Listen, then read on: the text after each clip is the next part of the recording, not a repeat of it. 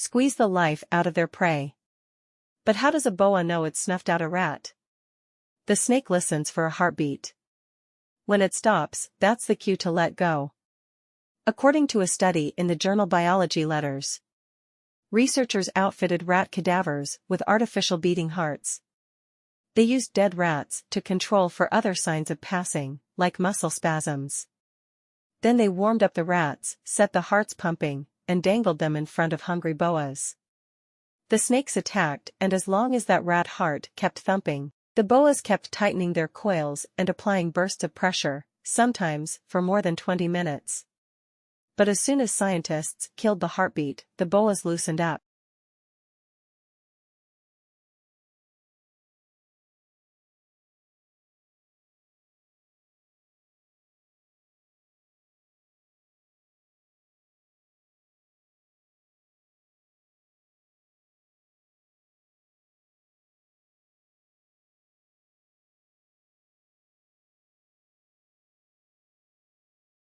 Even captive-born boas who'd never hunted live prey paid attention to the pulse, suggesting the behavior is innate. And for good reason. The authors say constriction takes a lot of energy. And it can be dangerous, say, if an enemy strikes while the snake's coiled around its quarry. But by following the telltale heart, boas can keep the pressure on just long enough. Before a relaxing meal.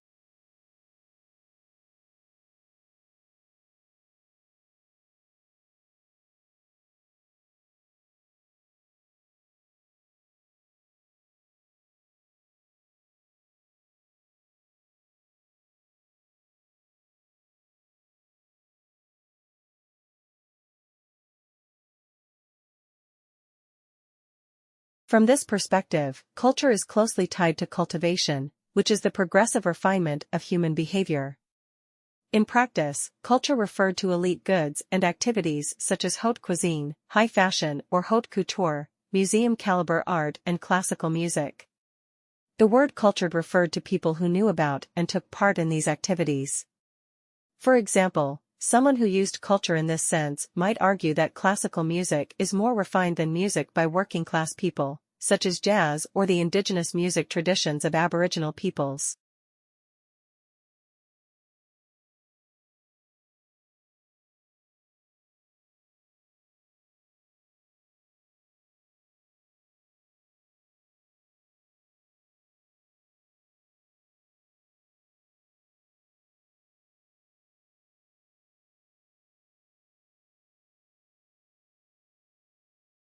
Every year, about 10 million tons of paper winds up in American landfills and incinerators, which is not only wasteful but adds CO2 to the atmosphere. Recycling helps, but even that material has to be repulsed and paper-sized before you can use it to print out that recipe you'll never make. But what if you could wipe the page clean and use it again? Light amplification by stimulated emission of radiation to the rescue. A new study shows that laser light can erase the toner from a piece of printed paper.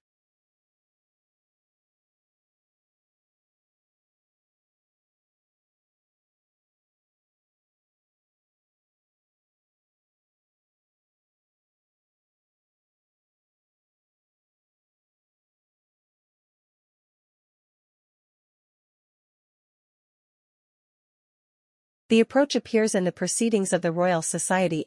Taking a page from the Art Restoration Handbook, scientists sampled a variety of light sources to see if any could be used to strip the ink from laser-printed documents without damaging or discoloring the paper. UV and infrared were too harsh. But a bright green laser applied in 4 nanosecond pulses vaporizes the print, leaving paper that looks as good as new. Such imprinters will probably run about $30,000, so they probably will not catch on for home use. But people in the recycling world might find that the green laser fits the bill for making paper that's really green.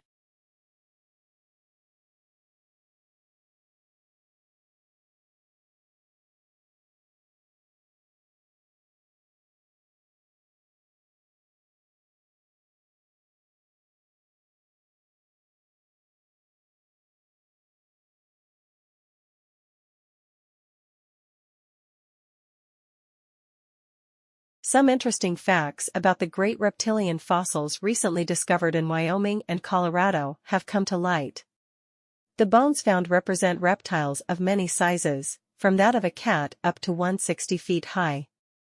The latter, found at Como, Wyoming, belong to the crocodile order, but the remains give evidence that the animal stood up on its hind legs, like a kangaroo. Another found in Colorado is estimated to have been 100 feet long.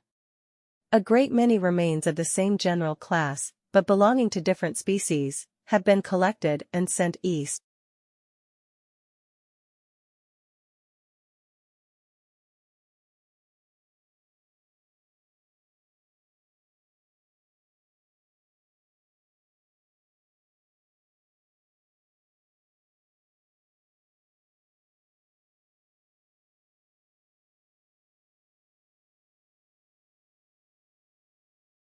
Among them from 300 to 400 specimens of the dinosaur, and about 1,000 pterodactyls, have been shipped from Colorado, Wyoming, and Kansas. The wings of one of the latter were from 30 to 40 feet from tip to tip. 17 different species of these flying dragons have been found in the Chowk of western Kansas.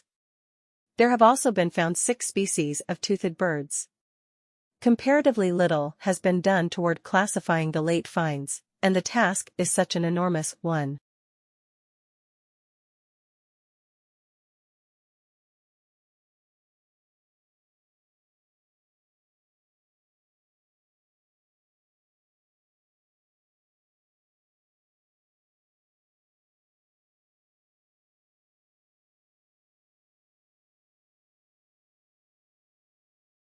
Great importance is attached to them, however, since nothing of the kind had been found in America until a little over a year ago, and great stress had been laid by certain geologists on their absence. Another remarkable feature of the discovery was that the fossils which had been reported as not existing in this country had hardly been brought to light in one locality before thousands of tons of them were simultaneously discovered in half a dozen different places.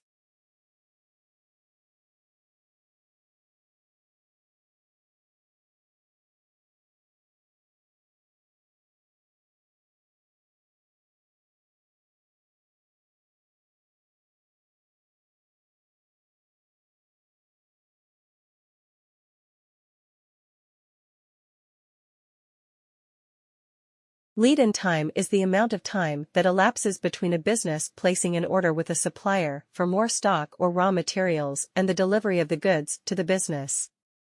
Businesses want the lead time to be as short as possible, so that they can meet their customer orders and minimize the time between paying for the stock and receiving the feedback from the customer. However, this may not happen due to a number of factors, such as delays in the supplier receiving the order, or the breakdown of the supplier's lorries delivering the stock to the business.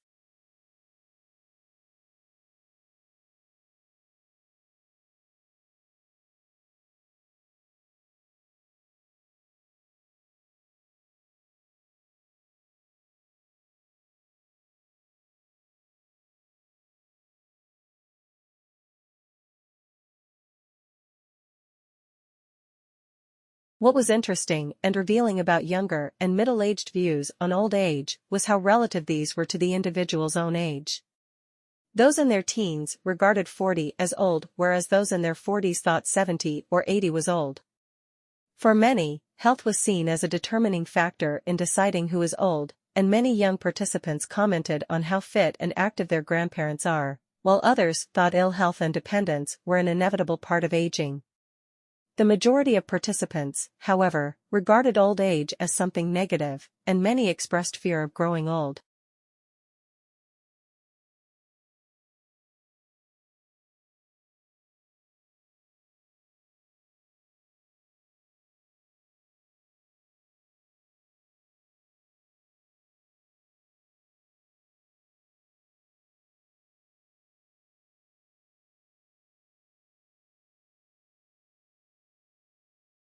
Good evening, ladies and gentlemen.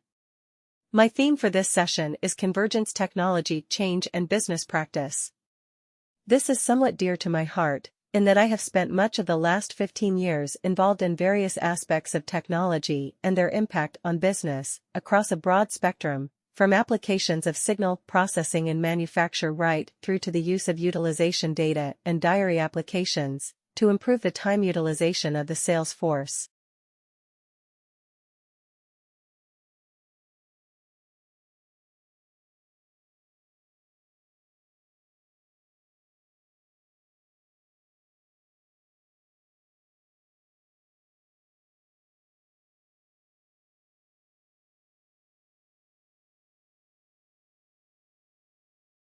To better understand selfies and how people form their identities online, the researchers combed through 2.5 million selfie posts on Instagram to determine what kinds of identity statements people make by taking and sharing the photos. Nearly 52% of all selfies fell into the appearance category, pictures of people showing off their makeup, clothes, lips, etc. Pics about looks were 2 times more popular than the other 14 categories combined. After appearances, social selfies with friends, loved ones, and pets were the most common, 14%.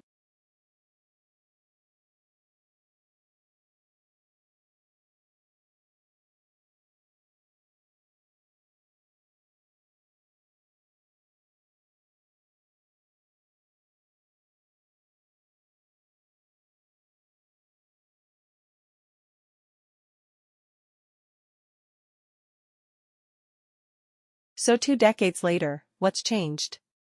It's now widely recognized that just 20% of health outcomes are tied to medical care, whereas up to 70% are tied to healthy behaviors and what's called the social determinants of health, basically, everything that happens to us for that vast majority of time when we're not in the doctor's office or the hospital. Healthcare executives now routinely remind us that our zip code matters more than our genetic code. And one healthcare publication even recently had the audacity to describe the social determinants of health as the feel-good buzzword of the year.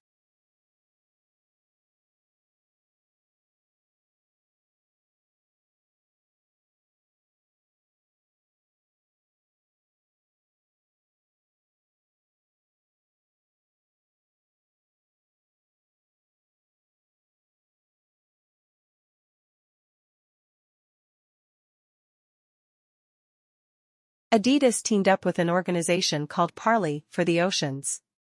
Parley goes out and collects plastic waste from the ocean. Adidas uses the plastic waste to make shoes. Shoes made with plastic from the ocean, good for the environment and good for business. Because if you know that rapidly growing consumer segment known as hipsters, and I know you know hipsters, then you know that a hipster faced with the choice between a no-name shoe and an Adidas made with plastic from the ocean will pick the Adidas every day of the week and twice on Sunday, and then walk around like it's no big deal, but look for every opportunity to talk about them.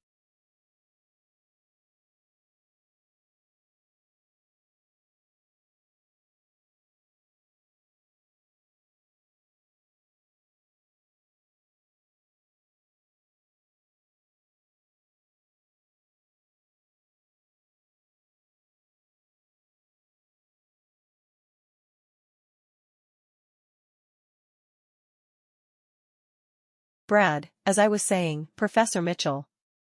Lisa, oh, please call me Lisa.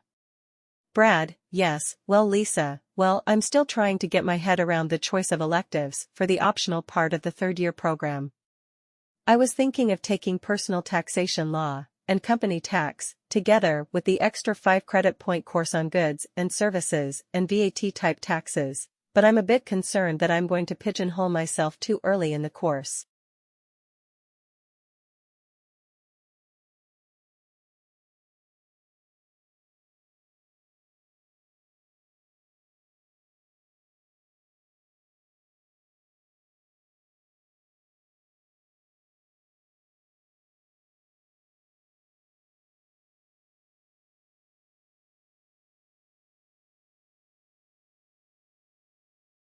Millions of roses get handed out on Valentine's Day. But growing roses has an environmental impact worse than many other crops.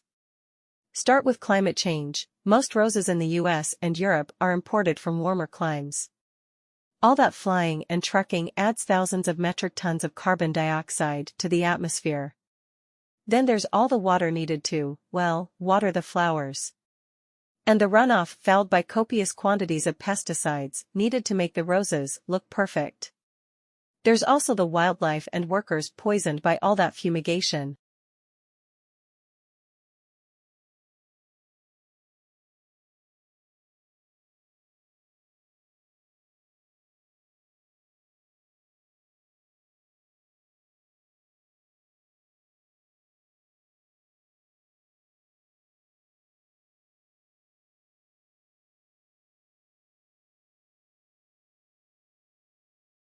Add to that habitat destruction where floral plantations displace native forest and wetlands. Finally, there's the refrigeration needed to keep those blooms fresh. The electricity is often produced by burning fossil fuels, and the refrigerant gases also exacerbate climate change. A more sustainable and, possibly, more romantic approach is to go with flowers certified by outfits like Flora, or even better, whatever flowers are in season locally. Of course, that's not much help for those of us in wintry climes. Maybe try writing a poem. Let's see, roses are red, violets are blue.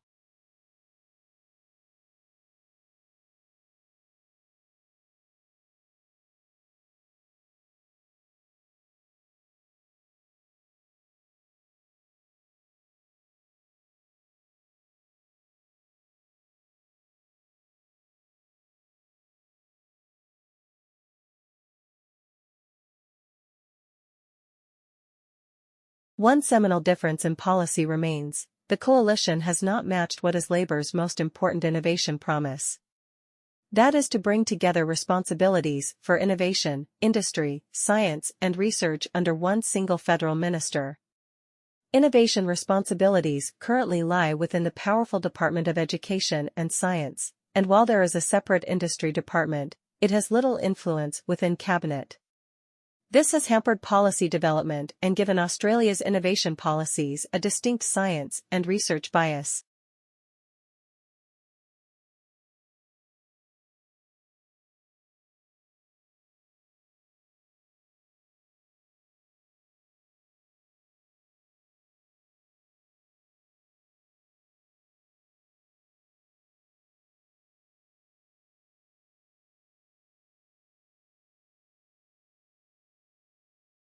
We've decided to adopt, just as a loose theme for the course, a biological theme so that you can see the connections between chemistry and biology and the things you might consider doing in the future. We want you to think about the molecules that are relevant to your body, the processes that occur in your body, the chemistry that's going on, and how energy plays a role. And we've divided the course into 4 sections, and after each section there will be a midterm. The first one is about matter.